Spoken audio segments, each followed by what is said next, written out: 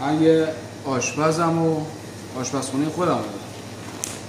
ممنون میشم سابسکرایب کنین، لایک کنین، کامنت کنین.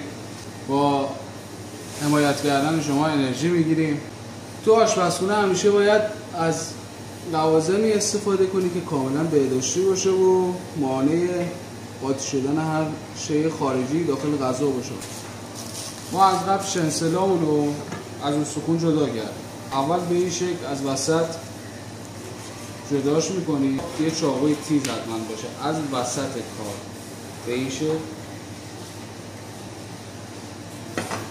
برشش میدیم و بازش میکنیم و انگار یک سینه رو به 4 قسمت مساوی تقسیم میکنیم.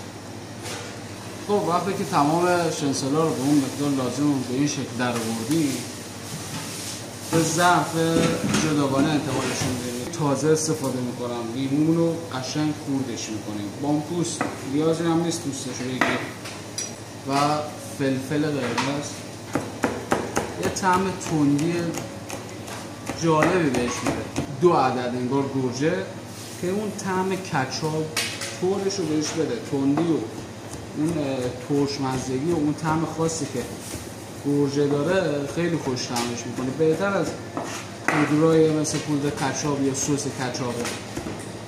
من اصلا جوجه هامو سس نمیزنم. این مواد ما شد لیمو، فلفل و گوجه. اینو انتقالش میدیم به ظرف.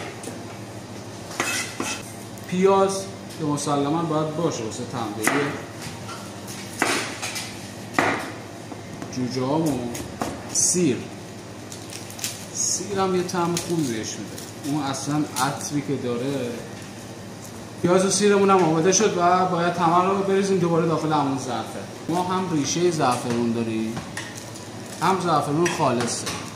ریشه واسه اینه که فقط از عطر زعفرون استفاده کنی. خود زعفرون هم بابت این میشه که شما از رنگش هم بتونی استفاده کنی. من واسه جوجه ها از زعفرون استفاده میکنم. ببین داخل هاون نباید بکوبی، باید بچرخونی داخل. خب من یه قوری کوچولو دارم فقط مخصوص زعفرون هم میشه با یخ درستش کرد یا آب سرد یا آب جوش. من خودم از آب سرد یا یخ استفاده میکنم. نمک میزنیم به مقدار لازم. فلفل سیاه به خاطر گرمیش یه کاری میکنه طرف دوست داشته باشه غذا بخوره. میریم برای هم زدن. کم کم اضافه میکنیم که خیلی پررنگ هم نشه. جوجه باید یه رنگ زرد طلایی خوشگل داشته باشه، یعنی به این شکل. اگر از این ویدیو دوست داری حتما بهم بگو تا بیشتر شو درست کنم.